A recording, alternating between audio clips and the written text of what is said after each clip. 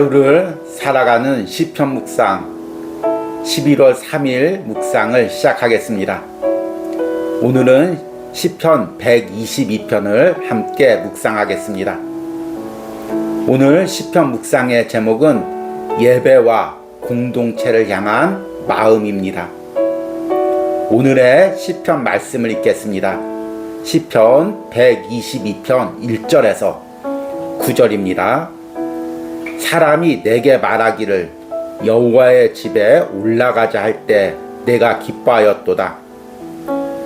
예루살렘아, 우리 발이 내 성문 안에 섰도다. 예루살렘아, 너는 잘 짜여진 성읍과 같이 건설되었도다. 지파들 곧 여호와의 지파들이 여호와의 이름에 감사하려고 이스라엘의 전례대로 그들로 올라가는도다. 거기에 심판의 보좌를 두었으니 곧 다윗의 집의 보좌로다. 예루살렘을 위하여 평안을 구하라. 예루살렘을 사랑하는 자는 형통하리로다. 내 성 안에는 평안이 있고 내 궁중에는 형통함이 있을지어다. 내가 내 형제와 친구를 위하여 이제 말하리니 내 가운데에 평안이 있을지어다. 여호와 우리 하나님의 집을 위하여 내가 너를 위하여 복을 구하리로다. 아멘. 오늘의 시편 묵상입니다. 예배에 자주 빠지는 한 성도와 대화를 한 적이 있습니다. 그는 자신이 예배에 빠지는 것에 대해 나름 논리적인 이유를 제시했습니다. 저는 하나님이 교회에만 있다고 생각하지 않습니다. 어디든 제가 예배하는 곳이 교회라고 생각합니다. 그래서 주일날 일이 바쁘거나 몸이 피곤하면 제가 있는 곳에서 예배합니다. 목회자로서 그에게 성경 구절과 교리를 말하며 주일날이면 교회에서 예배 드려야 하는 이유를 설명할 수 있었습니다. 그러나 그 순간 성령께서는 제 마음을 감동시켜서 그에게 다른 질문을 하게 하셨습니다. 그렇게 예배할 때 본인의 중심은 어디 있습니까? 하나님이 그 중심을 받으셨다고 생각하십니까? 어쩌면 제 질문에 기분이 상할 수도 있었을 텐데 그때 성령께서 그 마음에 역사하셨는지 그가 한참을 말이 없이 서 있었습니다. 그리고 이렇게 말하는 것입니다. 목사님, 죄송합니다. 이제는 꼭 주일날이면 교회에 나와서 예배하며 제 중심을 하나님께 드리겠습니다. 물론 우리가 피치 못할 상황에서도 간절한 마음으로 내가 있는 곳에서 예배할 수 있습니다. 그러나 이렇게 예배하는 것이 어쩌면 하나님 중심이 아닌 내 중심으로 예배하는 것이 아닌지 생각해 보아야 합니다. 더 중요한 것은 나의 중심을 드리는 그 예배를 하나님께서 받으시는가입니다. 시편 122편은 예루살렘과 성전을 향한 시편 기도자의 간절한 사랑 고백이 담겨져 있습니다. 예루살렘아, 너는 잘 짜여진 성읍과 같이 건설되었도다. 예루살렘을 위하여 평안을 구하라. 예루살렘을 사랑하는 자는 다 형통하리로다. 그러기에 그는 먼 곳에서 예루살렘으로 가자는 신앙의 동료의 권유에 기쁨으로 순례의 길을 떠나왔습니다. 사람이 내게 말하기를 여호와의 집에 올라가자 할 때 내가 기뻐하였도다. 시편 122편에는 시편 기도자의 성전과 공동체 그리고 그곳에 임재하시는 하나님에 대한 간절한 사랑이 담겨져 있습니다. 우리는 시편 120편부터 시작되는 순례자의 시편을 묵상하며 한 가지 의문을 가지게 됩니다. 왜 순례자는 바벨론 땅에서 예배하지 않고 굳이 험한 강야와 산을 넘어 예루살렘까지 와서 예배하려 했을까요? 우리는 이에 대해 모세오경의 율법 등을 통해 충분히 설명할 수 있습니다. 그러나 순례자를 광야를 지나고 산맥을 넘게 한 것은 율법이 아니었습니다. 그것은 예배와 공동체, 그리고 그 예배와 공동체의 주인이신 하나님을 향한 순례자의 뜨거운 사랑이었습니다. 아멘. 오늘의 시편 해석과 적용입니다. 오늘은 시편 122편을 묵상했습니다. 우리는 11월 달이 시작되면서 시편 120편부터 134편까지 이어지는 성전에 올라가는 노래, 순례자의 시편을 묵상하고 있습니다.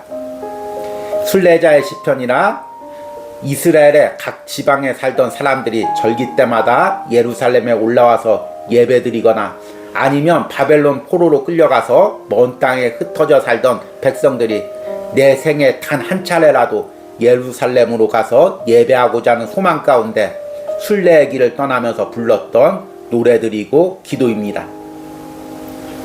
그런데 우리는 시편 120편부터 이 순례자의 시편을 묵상하면서 한 가지 의문을 가지게 됩니다.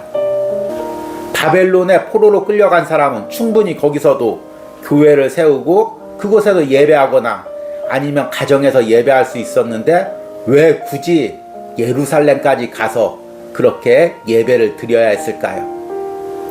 이에 대해서는 성경 말씀과 또 교리를 통해서 충분히 설명할 수가 있습니다.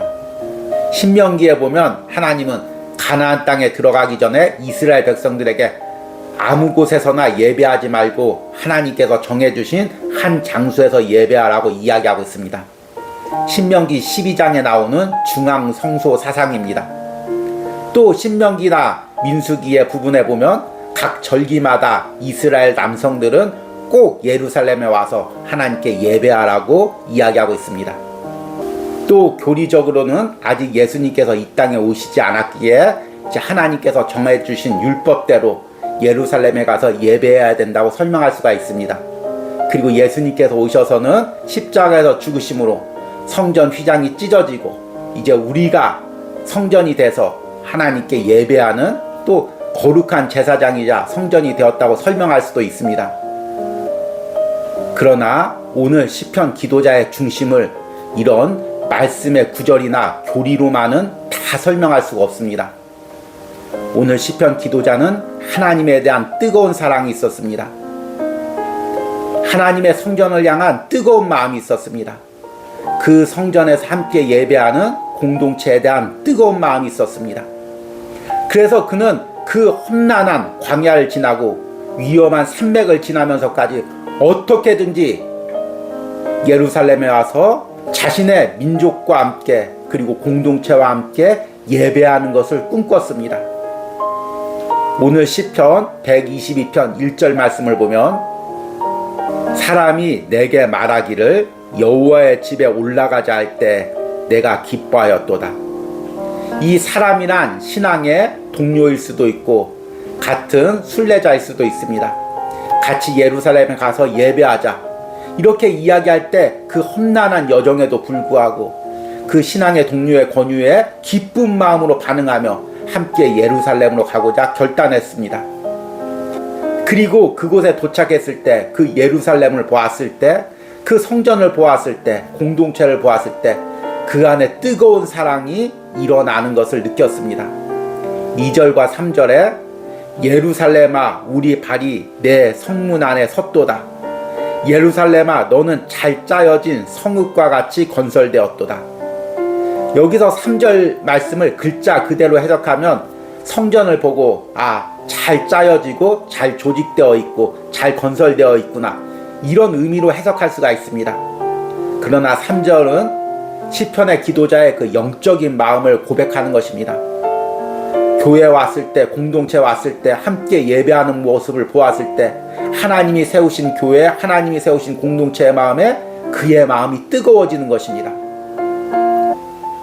그리고 교회와 공동체 성도들 향해서 사랑하는 마음을 가지는 것 이곳의 평안을 위해서 간절히 기도하는 것 이것이 하나님이 기뻐하는 마음이고 이런 마음을 가진 사람을 하나님이 축복해 주실 것을 고백합니다. 예루살렘을 위하여 평안을 구하라. 예루살렘을 사랑하는 자는 형통하리로다. 내 성 안에는 평안이 있고 내 궁중에는 형통함이 있을지어다. 우리가 코로나 시대를 지난 이후에 이제는 특별히 교회 나와서 정해진 시간에 정해진 장소에 예배하는 것을 별로 중요하게 생각하지 않는 사람들이 많이 있습니다. 그리고 또 영상을 통해서 예배를 드리다 보니 내가 있는 곳이 성전이고 내가 예배하는 곳이 또 교회라는 생각들이 많이 자리 잡고 있습니다. 물론 우리가 코로나와 같이 피치 못할 사정으로 교회에 나오지 못할 때 내게 주어진 곳에서 진심으로 중심을 들여서 하나님께 예배할 수는 있습니다. 그런데 이것이 하나의 핑계가 되어서 내가 충분히 나갈 수도 있는데 나의 중심을 드릴 수도 있는데 어디서든지 예배하면 하나님이 받으신다는 마음에 나 편한 대로 나 편한 장소에 나 편한 시간에 예배하면서 이것을 합리화시킬 수가 있습니다. 이런 마음 가운데 내가 중심으로 하나님께 예배하고 싶은 그 마음이 있는지 아니면 나 중심으로 상황과 환경을 핑계하면서 예배하고 있지 않는지 내 마음을 점검해 봐야 됩니다. 그리고 더 중요한 것이 하나 있습니다. 우리에게 정해진 장소, 정해진 시간에 드리는 예배의 틀이 없어지면 신앙을 지킬 수 있는 사람이 너무나 적다는 것입니다. 핍박받는 상황 속에서 어쩔 수 없이 정해진 장소나 시간에서 예배드리지 못하는 사람들도 많이 있습니다. 그러나 그들은 주님을 향한 순교의 각오로 자신의 신앙을 지킬 수가 있습니다. 그러나 평안한 가운데서도 예배 장소에 나오지 못할 때 우리는 금세 자신의 신앙의 틀을 잊어버리게 됩니다. 지금까지 신앙의 동료나 또 성도들 중에서 자신은 교회나 공동체가 싫기에 혼자서 집에서 예배하며 신앙을 지키겠다고 교회나 공동체를 떠나간 사람이 있습니다. 그런데 결국에는 신앙을 잃어버립니다. 왜냐하면 자신의 신앙을 지켜줄 틀이 없이도 그 신앙을 지킬 만큼 그가 대단한 인물이 아니었기 때문입니다. 우리는 다 연약합니다. 그래서 우리의 신앙을 붙잡아줄 하나의 틀이 필요합니다. 그것이 예배고 그것이 공동체고 그것이 교회입니다. 우리가 순례자의 시편을 묵상하면서 함께 읽고 있는 유진 피터슨의 한 길 가는 순례자에서는 이 부분을 이렇게 이야기합니다.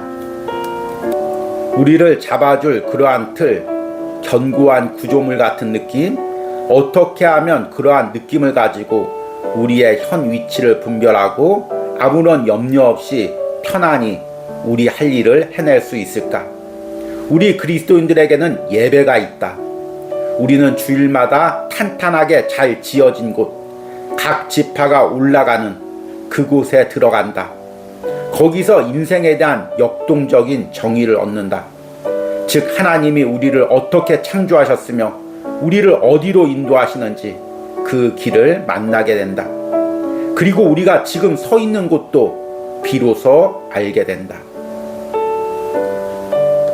날마다 예배를 통해서 자신의 신앙의 정체성을 지키고 신앙의 틀을 가지고 하늘나라 가는 그날까지 흔들림 없이 순례길을 걸어가는 여러분들이 되기를 축복합니다. 오늘의 기도문 드리기입니다. 내가 주일마다 예배로 올라가며 드리는 나의 중심은 무엇입니까? 내 안에 다시금 하나님과 예배 그리고 공동체에 대한 간절한 사랑의 마음을 달라는 기도를 드리시기 바랍니다. 우리 함께 기도하겠습니다. 예루살렘을 위하여 평안을 구하라. 예루살렘을 사랑하는 자는 형통하리로다. 내 성 안에는 평안이 있고 내 궁중에는 형통함이 있을지어다. 주님, 지금 이 시간에도 교회를 위하여 공동체를 위하여 함께 기도하고 헌신하는 많은 성도들 축복하여 주시옵소서. 자신이 처한 어려운 상황에서도 어떻게든 예배를 사모하고 그 예배를 지키고자 몸부림치는 영혼들을 주님 축복하여 주시옵소서. 그들이 헌신하는 그 교회가 그 공동체가 하나님이 임재하는 성전이 되게 하시고 또 이들이 그 성전에서 예배할 때 그 성전에서 나오는 은혜를 누리게 하여 주시옵소서. 특별히 이 온유하우스 예배를 주님께서 축복하시고 이 온유하우스 예배를 사모하고 이 온유하우스를 위하여 헌신하는 모든 심령들 주님 축복하시고 이들을 통하여 예배가 세워지게 하고 또 교회가 세워지는 하나님의 놀라운 역사가 앞으로 일어날 줄 믿습니다. 예수님의 이름으로 기도했습니다. 아멘.